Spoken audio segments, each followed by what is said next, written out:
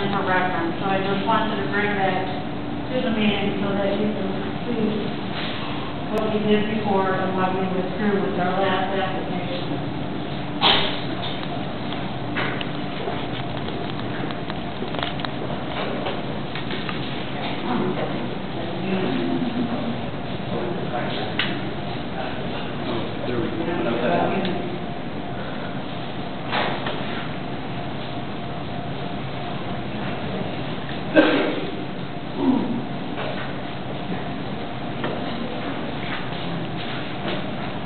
So the purpose of us withdrawing and starting over is to see if we can get a fresh start and try to come to some resolution with the neighborhood. Again, I know that's a tall order, but that is our goal.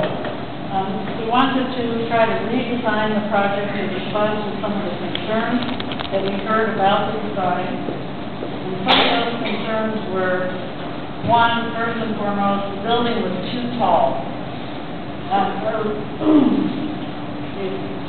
original design showed the building varying from 1 to 4 stories with a height on the 4th story of 54 feet and towers that added an additional 10 feet.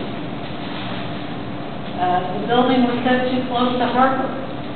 Our original design showed the west end of the building at 77 feet off the harbor right-of-way. Headlights were pointed towards harbor and the neighborhood. The west-facing elevation as you come up harbor was unattractive, looked like a prison, and was too long. And lastly, another big concern was there wasn't enough parking. So what we've been working on is to expand the site in order to lower the overall building height. We've completely removed the 4th story of the building. So now instead of varying from 1 to 4 stories, we're going to vary it from 1 to 3 stories. And we expanded the site by 1.8 acres in the southeast corner to create a more rectangular site area. We also expanded the development area to the south towards the arroyo. So if you recall, here in this site plan. This was part of our project, but wasn't in the developable area. This is the arroyo easement, and we can't develop in there under any circumstance. But in the two concepts that I'm showing here, concept A and concept B, again, these are rough concepts. We've got this shape here, this floodplain, somewhere in this area. So we expanded our developable area by almost 4 acres in order to lower the site and reduce the massing of that building.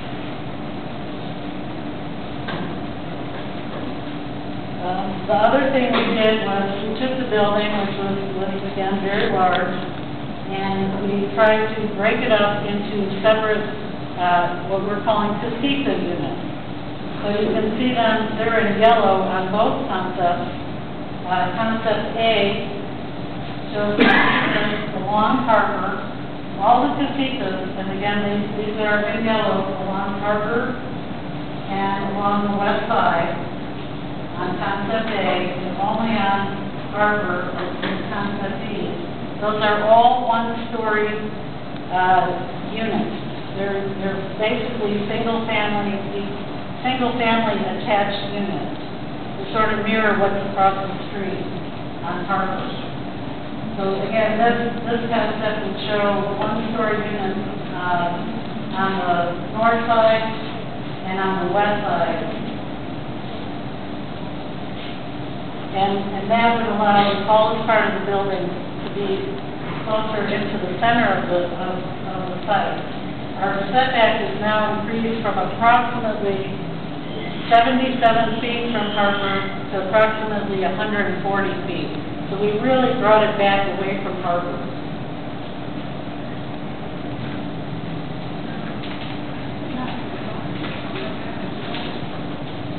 casitas have a 15-foot rear yard setback, which is a common rear yard setback for residential zones in the city of Albuquerque. So they're only 15 feet from the... Yes, just like the same kind of setback that the R1 lots across the street would have for rear yards. We've also, all the parking areas, if you notice, none of the parking is facing Harper.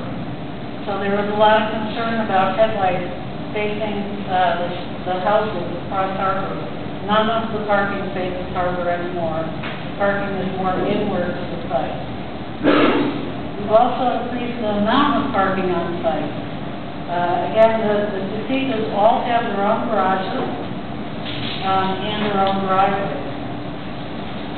And the remaining parking for the larger part of the building will meet the zone code's requirements. West building elevation, again, this was a big concern that we heard. I think the length was compared to a football field. This was what it looked like before, very long, not well articulated. And in the both concepts, we show what I'm calling 3 fingers of the building going west from the central portion of the building. So these areas in green in between would be landscaped and would break up the massing of that building. Overall, both concepts have more landscaping in and around the main building than the original site plan. Again, by increasing the developable area of the site by 4 acres gave us a lot more flexibility. Excuse me if I could, please. Sure. You had mentioned on the repurchase of the additional land that appeared to be about 2 acres. 1.8 acres. 1.8, and now you're telling me you're gaining 4 acres. Could you explain that, please? Yes. This area, if you follow this line, that's the 100-foot arroyo easement. From this area up was 3.7 acres that we were not developing in. Okay.